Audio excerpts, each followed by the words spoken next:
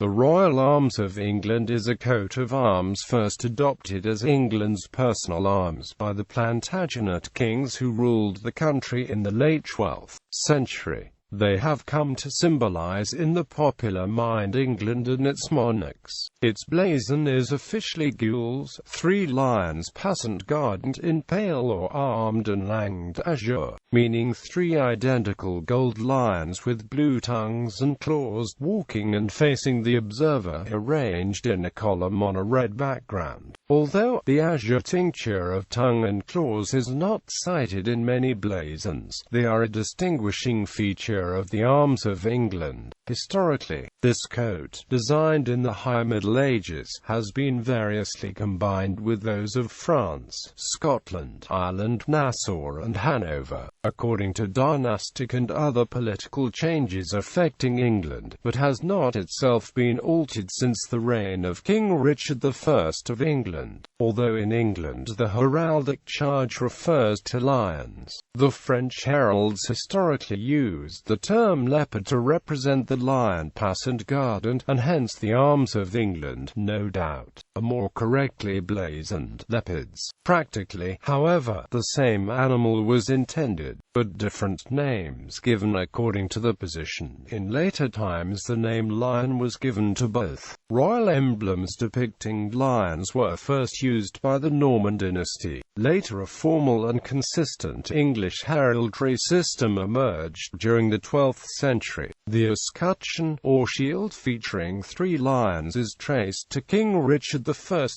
Great Seal of the realm, which initially used a single lion rampant, or else 2 lions, but in 1198 was permanently altered to depict 3 lions paslant, representing Richard I's triple position as King of the English, Duke of the Normans, and Duke of the Aquitaines. In 1340, King Edward III of England laid claim to the throne of France and signified his pretense by quartering the royal arms of England with the royal arms of France. This quartering was adjusted, abandoned and restored intermittently throughout the Middle Ages as the relationship between England and France changed. When the French altered their arms from a seam of fleur-de-lis to only 3 on an azure field, the English quartering followed suit. After the union of the crowns in 1603, when England and the Kingdom of Scotland entered a personal union, the arms of England and Scotland were combined in what has now become the royal coat of arms of the United Kingdom. It appears in a similar capacity to represent England in the arms of Canada and the Queen's personal Canadian flag. The coat of 3 lions continues to represent England on several coins of the pound sterling, forms the basis of several emblems of English national sports teams, and endures as one of the most recognizable national symbols of England. When the royal arms is in the format of a heraldic flag, it is variously known as the Royal Banner of England, the Banner of the Royal Arms, the Banner of the King of England, or by the misnomer of the Royal Standard of England. This royal banner differs from England's national flag, St. George's Cross, in that it does not represent any particular area or land, but rather symbolizes the sovereignty vested in the rulers thereof. History. Origins. Lions had previously been used by the Norman dynasty as royal emblems, and attributed arms have been invented for kings who predated the systematization of hereditary English heraldry that occurred in the second half of the 12th century. King Henry II of England had used a coat with a lion on it. His children experimented with different combinations of lions. King Richard I used a single lion rampant, or perhaps 2 lions affronte, on his first seal, but later used 3 lions passant in his 1198 Great Seal of England, and thus established the lasting design of the royal arms of England. Although King John had a seal in 1177, with 2 lions passant guardant, the 3 lions passant or on a field gules were used as the royal arms by Kings John, Henry III, Edward I, and Edward II. Development in 1340, following the death of King Charles IV of France, Edward III asserted a claim to the French throne through his mother Isabella of France. In addition to initiating the 100 Years' War, Edward III expressed his claim in heraldic form by quartering the royal arms of England with the arms of France. This quartering continued until 1801, with intervals in 1360 to 1369 and 1420 to 1422. Following the death of Queen Elizabeth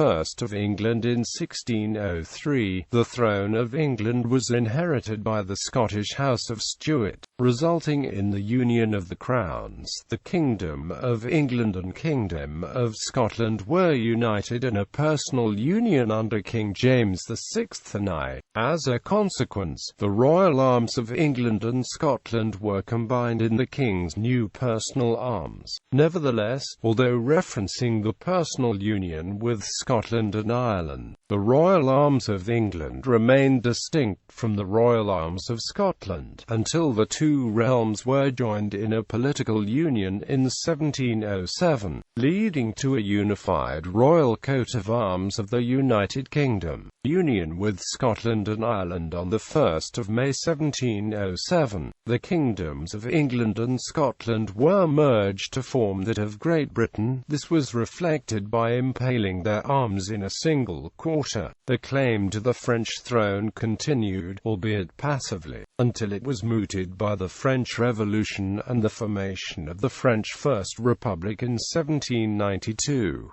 During the peace negotiations at the Conference of Lille, from July to November 1797, the French delegates demanded that the King of Great Britain abandon the title of King of France as a condition of peace. The Acts of Union 1800 united the Kingdom of Great Britain with the Kingdom of Ireland to form the United Kingdom of Great Britain and Ireland. Under King George III of the United Kingdom, a proclamation of 1 January 1801 set the royal style and titles and modified the royal arms, removing the French quarter and putting the arms of England, Scotland and Ireland on the same structural level, with the dynastic arms of Hanover moved to an escutcheon. Contemporary English heraldry flourished as a working art up to around the 17th century, when it assumed a mainly ceremonial role. The royal arms of England continued to embody information relating to English history, although the Acts of Union 1707 placed England within the Kingdom of Great Britain, prompting new British royal arms.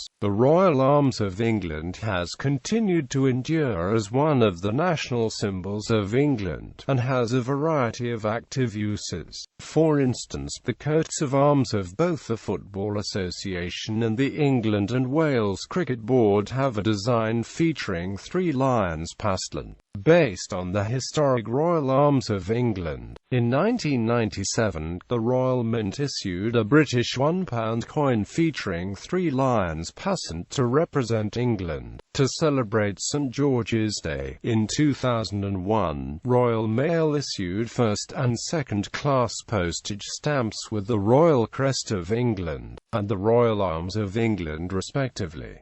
Crest, supporters and other parts of the achievement. Various accessories to the escutcheon were added and modified by successive English monarchs. These included a crest, supporters, a motto, and the insignia of an order of knighthood. These various components made up the full achievement of arms. Royal Crest. The first addition to the shield was in the form of a crest borne above the shield. It was during the reign of Edward III that the crest began to be widely used in English heraldry. The first representation of a royal crest was in Edward's third Great Seal, which showed a helm above the arms, and thereon a gold lion passant guardant standing upon a chapeau, and bearing a royal crown on its head. The design underwent minor variations until it took on its present form in the reign of Henry VIII. The royal crown proper, thereon a lion state and guardant or royally crowned also proper. The exact form of crown used in the crest varied over time. Until the reign of Henry VI it was usually shown as an open circlet adorned with fleurs de lis or stylized leaves. On Henry's first seal for foreign affairs the design was altered, with the circlet decorated by alternating crosses, formy and fleurs de lis. For the reign of Edward IV the crown bore a single arch, altered to a double arch by Henry VII. The design varied in details until the late 17th century, but since that time has consisted of a dual circlet, above which are alternating crosses, formy and fleurs de lis. For this spring two arches decorated with pearls, and at their intersection an orb surmounted by a cross formy. A cap of crimson velvet is shown within the crown, with the cap's ermine lining appearing at the base of the crown in lieu of a torso. The shape of the arches of the crown has been represented differently at different times, and can help to date a depiction of the crest. The helm on which the crest was borne was originally a simple steel design, sometimes with gold embellishments. In the reign of Elizabeth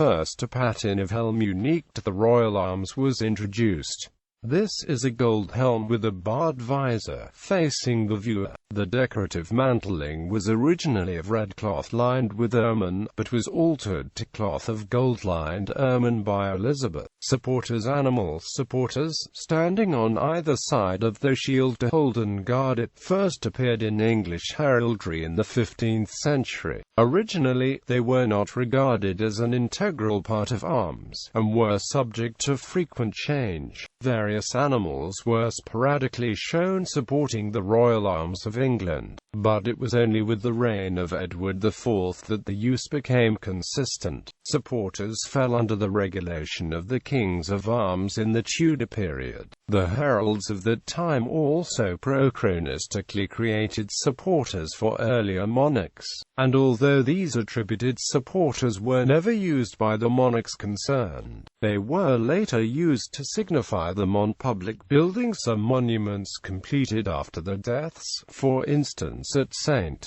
George's Chapel in Windsor Castle. The boar adopted by Richard III prompted William Collingbourne's quip, "The rat, the cat, and Lovell the dog, rule all England under the hog," and William Shakespeare's derision in Richard III. The red dragon, a symbol of the Tudor dynasty, was added upon the accession of the Henry VII. After the union of the crowns, the supporters of the arms of the British monarch have remained as the lion and the unicorn, representing England and Scotland respectively. Garter and motto. Edward III founded the Order of the Garter in about 1348. Since then, the full achievement of the royal arms has included a representation of the garter encircling the shield. This is a blue circlet with gold buckle and edging, bearing the order's old French motto Honi soit qui mal y pense in gold capital letters. A motto, placed on a scroll below the royal arms of England, seems to have first been adopted by Henry IV in the early 15th century. His motto was souverain.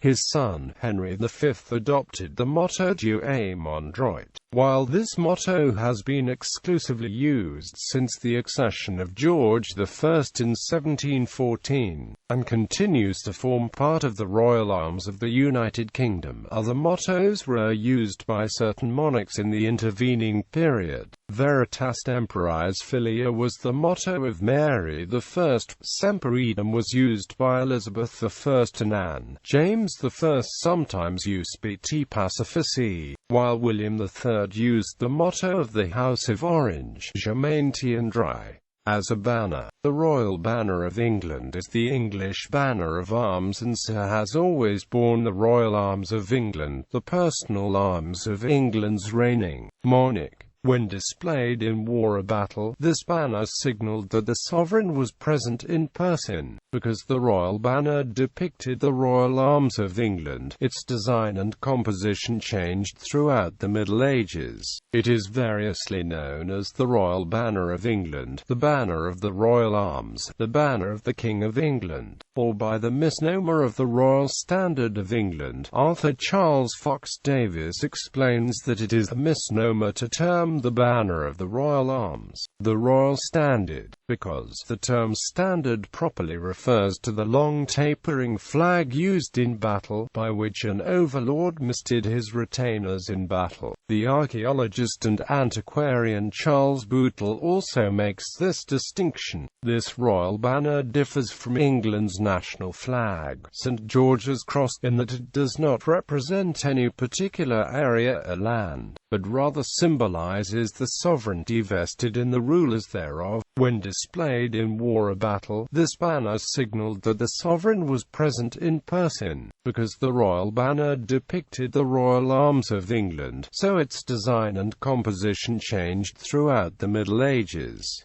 In other banners, other roles and manifestations, several ancient English towns displayed the royal arms of England upon the seals and, when it occurred to them to adopt insignia of their own, used the royal arms, albeit with modification, as their inspiration. For instance, in the arms of New Romney, the field is changed from red to blue. Hereford changes the lions from gold to silver, and in the 17th century was granted a blue border charged with silver saltires in allusion to its siege by a Scottish army during the English Civil War. The town council of Faversham changes only the hindquarters of the three lions to silver. Berkshire County Council bore arms with two golden lions in reference to its royal patronage and the Norman king's influence upon the early history of Berkshire. The royal arms of England features on the tabard, the distinctive traditional garment of English officers of arms. These garments were worn by heralds when performing their original duties, making royal estate proclamations and announcing tournaments. Since 1484 they have been part of the royal household. Tabards featuring the royal arms continued to be worn at several traditional ceremonies, such as the annual procession and service of the Order of the Garter at Windsor Castle, the state opening of Parliament at the Palace of Westminster, the coronation of the British monarch at Westminster Abbey, and state funerals in the United Kingdom.